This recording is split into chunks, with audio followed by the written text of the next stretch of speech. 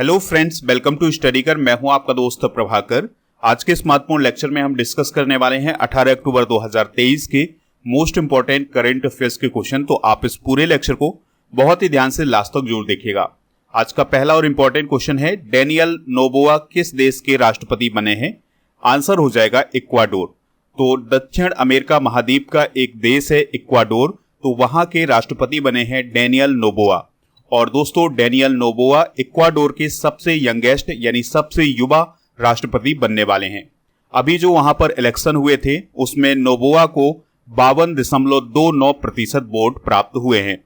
वह दिसंबर 2023 से मई 2025 तक यानी 17 महीने तक इक्वाडोर के राष्ट्रपति बने रहेंगे। जब उनका इलेक्शन कैंपेन शुरू हुआ था तो उन्होंने ये कहा था कि इक्वाडोर में विदेशी निवेश को लाया जाएगा, इसके अलावा जो वहां की इकोनॉमी है उसको बूस्ट किया जाएगा और युवाओं को नौकरी दी जाएगी। तो इस प्रकार के वादे किए हैं उन्होंने, इसके कारण उन्हें ये मत प्राप्त हुआ है।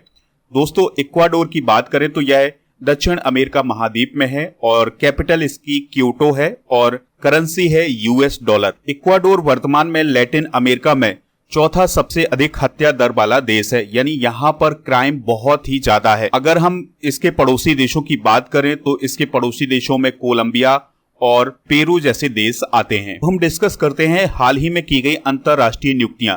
तो अभी हाल ही में मोहम्मद मुइज़्ज़ू मालदीव के राष्ट्रपति बने हैं, सातो किलमैन वानुआतू के प्रधानमंत्री बने हैं, थरमन सनमुगारत्नम सिंगापुर के राष्ट्रपति बने हैं, इमरसन मांगाग्वा जिम्बाब्वे के राष्ट्रपति बने हैं, थ्रेसा थाबिशिन थाईलैंड के प्रधानमंत्री बने हैं, अनवर उल हक काकर पाकिस्तान के कार्यवाहक प्राइम मिनिस्टर बने हैं, हुन मानेट कंबोडिया के प्रधानमंत्री बने हैं और किरियाकोस मित्सोताकिस ग्रीस के प्रधानमंत्री बने हैं। आप इस पूरे लेक्चर को बहुत ही ध्यान से लास्ट तक देखिएगा। लास्ट में आपसे क्वेश्चन पूछा जाएगा जिसका आंसर कमेंट बॉक्स में देना है। अगर आप चैनल पर पहली बार आए हैं तो सब्सक्राइब कर लें, बेल आइकन भी दबा लें जिससे आपको समय पर सबसे पहले नोटिफिकेशन मिल सकेगा। पीडीएफ के लिए आप हमारे टेलीग्राम चैनल से जुड़ सकते हैं। आपको टेलीग्राम पर जाना है, स्टडीकर ऑफिशियल सर्च करना है तो हमारा चैनल मिल जाएगा और इस चैनल को ज्वाइन करना है तो आपको पीडीएफ भी मिल जाएगा। आपके लिए एक बहुत ही बड़ी खुशखबरी है कि आपके चैनल स्टडीकर की जो ई बुक है उसको लॉन्च कर दिया गया है।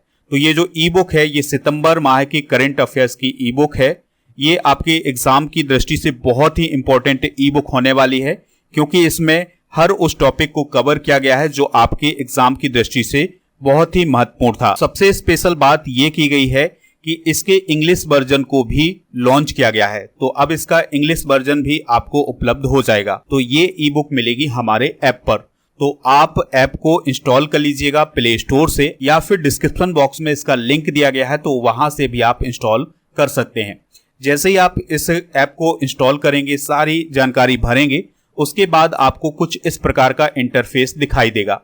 तो जब आप ई बुक वाले ऑप्शन पर जाएंगे तो आपको ई बुक मिल जाएगी। हमारे ऐप पर डेली क्विज और पीडीएफ, इसके अलावा टेस्ट सीरीज भी उपलब्ध है, तो आप इन सभी का भी फायदा उठा सकते हैं। और आपके लिए एक व्हाट्सएप चैनल बनाया गया है तो उसका लिंक डिस्क्रिप्शन बॉक्स में दिया गया है, वहां पर भी आप हमसे जुड़ सकते हैं। नेक्स्ट क्वेश्चन है, 69वें राष्ट्रीय फिल्म पुरस्कारों में बेस्ट फिल्म का अवार्ड किसे मिला है? रॉकेटरी द नंबी इफेक्ट को।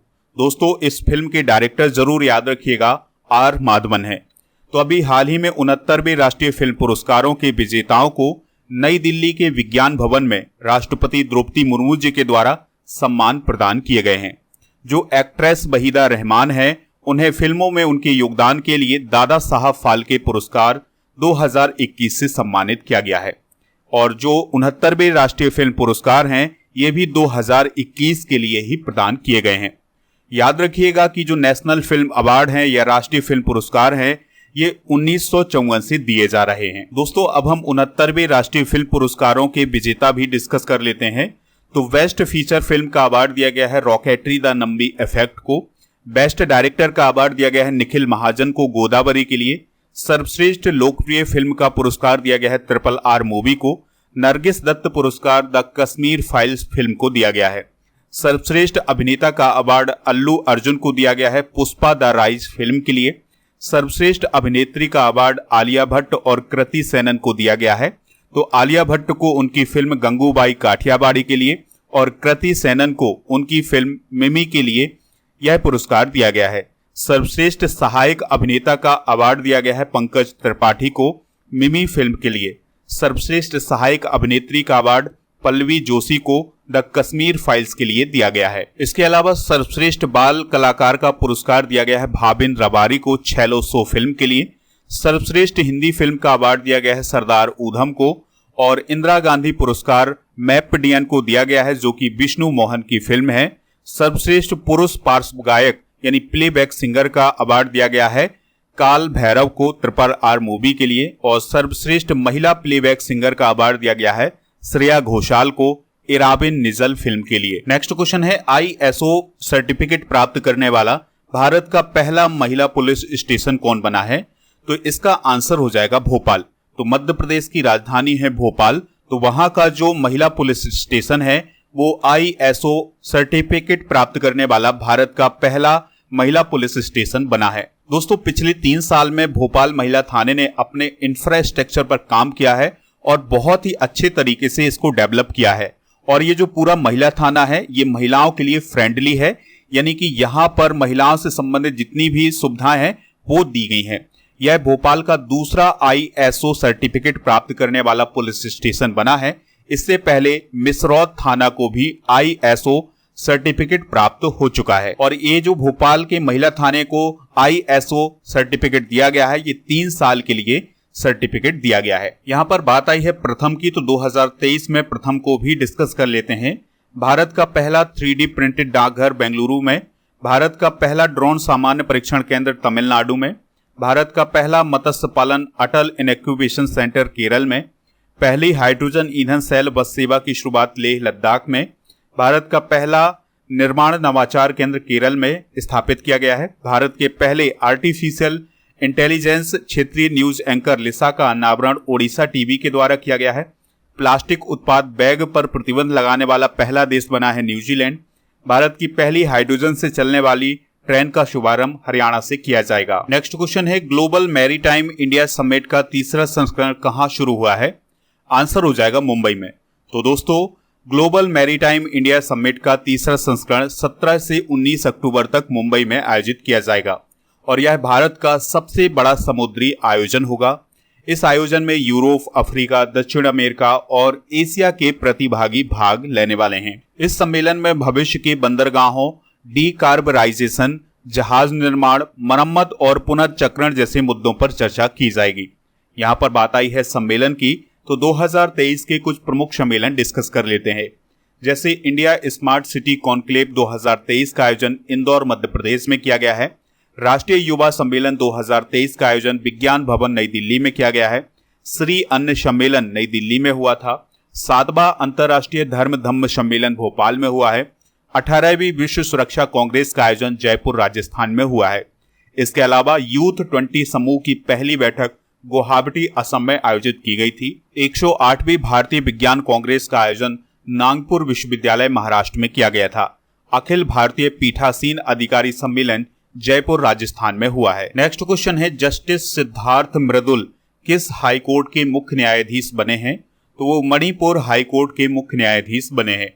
तो कानून एवं न्याय मंत्रालय ने अभी हाल ही में दिल्ली हाईकोर्ट के न्यायाधीश जस्टिस सिद्धार्थ मृदुल को मणिपुर हाईकोर्ट का मुख्य न्यायाधीश नियुक्त किया है और इसकी अधिसूचना भी जारी कर दी है।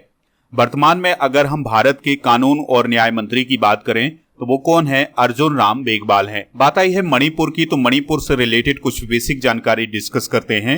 राजधानी इसकी इम्फाल है। इसका स्थापना दिवस 21 जनवरी को मनाया जाता है क्योंकि इसे एक स्टेट के रूप में 21 जनवरी 1972 को मान्यता मिली थी। मुख्यमंत्री हैं एन बीरेन्द्र सिंह, राज्यपाल हैं अनुसुईया उइके, विधानसभा की 60 सीटें हैं, लोकसभा की 2 सीटें हैं, राज्यसभा की 1 सीट है। याद रखिएगा केइबुल लामजाओ राष्ट्रीय उद्यान मणिपुर राज्य में स्थित है। दोस्तों यहाँ पर हाई कोर्ट की बात आई थी, तो वर्तमान में कितने हाई कोर्ट हैं भारत में? 25 हाई कोर्ट हैं। नेक्स्ट क्वेश्चन है विदेश मंत्री एस जयशंकर ने किस देश में रविन्द्रनाथ टैगोर की प्रतिमा का अनावरण किया है? आंसर हो जाएगा वियतनाम। तो दोस्तों विदेश मंत्री एस जयशंकर जी वियतनाम की यात्रा पर थे, तो उन्होंने बाक निन सिटी में रविन्द्रनाथ टैगोर की प्रतिमा का अभी हाल ही में अनावरण किया है। दोस्तों रविन्द्रनाथ टैगोर वियतनाम में काफी फेमस हैं। रविन्द्रनाथ टैगोर की जो रचनाएं हैं वो वियतनाम में काफी पढ़ी जाती हैं और उनको काफी सराहना भी मिलती है। रविन्द्रनाथ टैगोर की जो एक कृति है गीतांजलि, उसका वियतनामी में भी अनुवाद किया गया है। दोस्तों, रविन्द्रनाथ टैगोर ने 1929 में वियतनाम के हो ची मिन सिटी की 3 दिन की यात्रा की थी। वियतनाम ने 1982 में टैगोर के सम्मान में एक स्मारक डाक टिकट भी जारी किया था। बात करते हैं गीतांजलि की, तो गीतांजलि का जो अंग्रेजी अनुवाद था सॉन्ग ऑफ रिंग्स, तो उसके लिए रविन्द्रनाथ टैगोर को 1913 में साहित्य का नोबेल पुरस्कार मिला था। बात आई है वियतनाम की, तो वियतनाम एशिया महाद्वीप में ही स्थित है और यह दक्षिण पूर्व एशिया में स्थित है। कैपिटल है इसकी हनोई, राष्ट्रपति है वे वान थोंग, प्रधानमंत्री है फाम मिन चिन। नेक्स्ट क्वेश्चन है गरबा सॉन्ग माडी किसके द्वारा लिखा गया है? आंसर हो जाएगा नरेंद्र मोदी जी के द्वारा। तो प्रधानमंत्री नरेंद्र मोदी जी के द्वारा एक गरबा सॉन्ग लिखा गया है जिसका नाम है माडी। तो नवरात्रि के पहले दिन प्रधानमंत्री नरेंद्र मोदी जी के द्वारा लिखे गए गरबा सॉन्ग माडी को रिलीज किया गया है। पीएम नरेंद्र मोदी के सोशल मीडिया प्लेटफॉर्म पर इस गाने को शेयर किया गया है। इस गाने को दिव्य कुमार ने अपनी आवाज दी है और मीत ब्रदर्स ने इस गाने को कंपोज किया है। यह गाना गुजराती भाषा में है। और दोस्तों, इससे पहले एक गरबा सॉन्ग रिलीज किया गया था जिसे पीएम मोदी ने लिखा था और इस गरबा सॉन्ग का नाम था गारबो।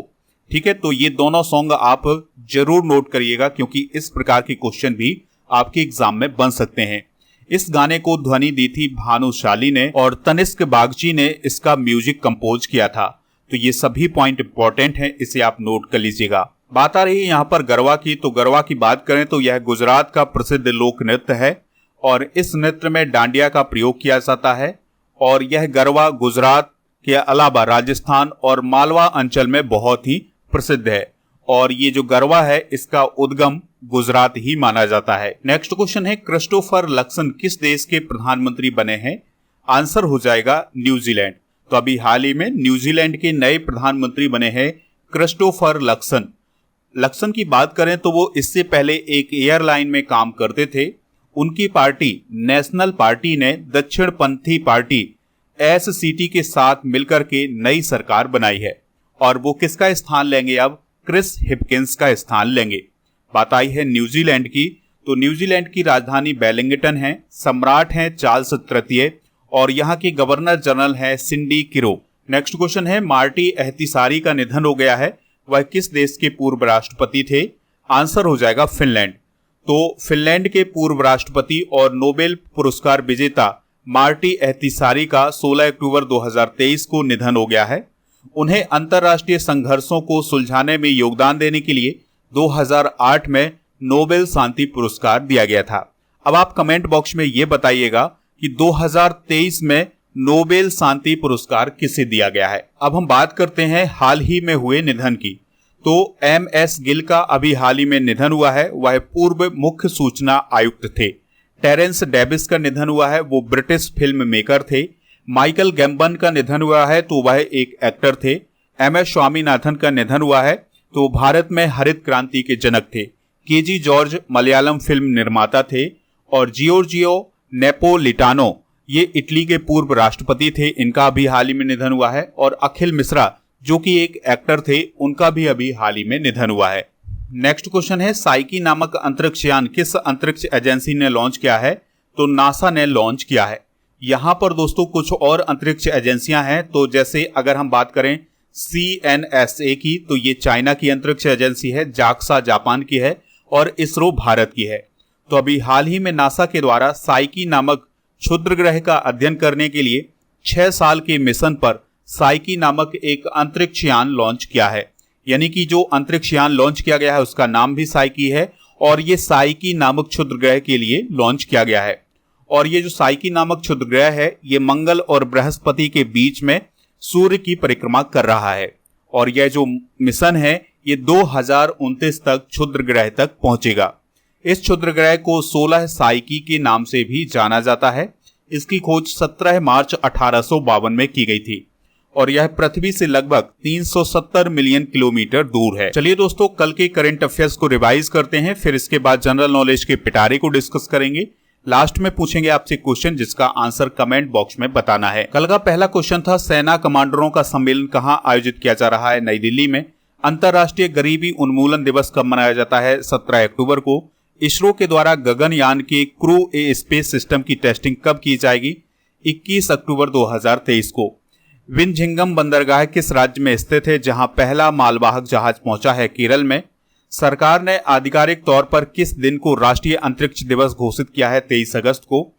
भारतीय सेना ने किस ग्लेशियर में पहला मोबाइल टावर स्थापित किया है? सियाचिन में। किस अंतरिक्ष एजेंसी ने क्षुद्र ग्रह वेन्यू पर कार्बन और जल होने की पुष्टि की है? नासा ने। इरेदा में वित्त निदेशक कौन बने हैं? BK मोहंती। नेक्स्ट क्वेश्चन है, गृह मंत्री अमित शाह ने किस राज्य में शमो शहीदी स्मारक और पुस्तकालय का लोकार्पण किया है? गुजरात में। अंतर्राष्ट्रीय ओलंपिक समिति ने किस देश की ओलंपिक समिति को निलंबित कर दिया है? रूस की ओलंपिक समिति को। दोस्तों, आज के जनरल नॉलेज के पिटारे में हम डिस्कस करेंगे संगठन, उसके संस्थापक और किस वर्ष उसकी स्थापना की गई थी। तो आत्मीय सभा के संस्थापक हैं राजा राम मोहन राय। इसकी स्थापना 1815 में की गई थी। ब्रह्म समाज के संस्थापक हैं राजा राम मोहन राय। इसकी स्थापना 1828 में की गई थी। यंग बंगाल के संस्थापक हैं हेनरी डेरिजियो। इसकी स्थापना 1826 में की गई थी।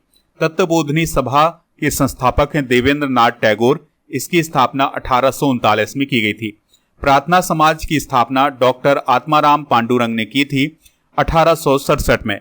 आर्य समाज की स्थापना स्वामी दयानंद सरस्वती ने 1875 में की थी। थियोसॉफिकल सोसाइटी की स्थापना HP ब्लाबात्स्की और कर्नल आलकाट के द्वारा 1875 में की गई थी।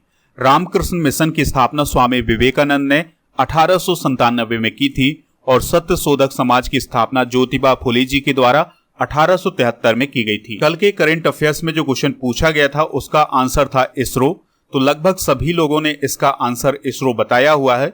इसी प्रकार से जो आपसे क्वेश्चन पूछा जाए उसका आंसर आप कमेंट बॉक्स में जरूर बताइएगा। तो आज का क्वेश्चन है, गरबा किस राज्य का प्रसिद्ध लोक नृत्य है? जो भी इसका राइट आंसर हो कमेंट बॉक्स में जरूर बताएं। हमें इंतजार रहेगा आपके आंसर का। चलिए मिलते हैं नेक्स्ट लेक्चर में। तब तक के लिए जय हिंद, वंदे मातरम।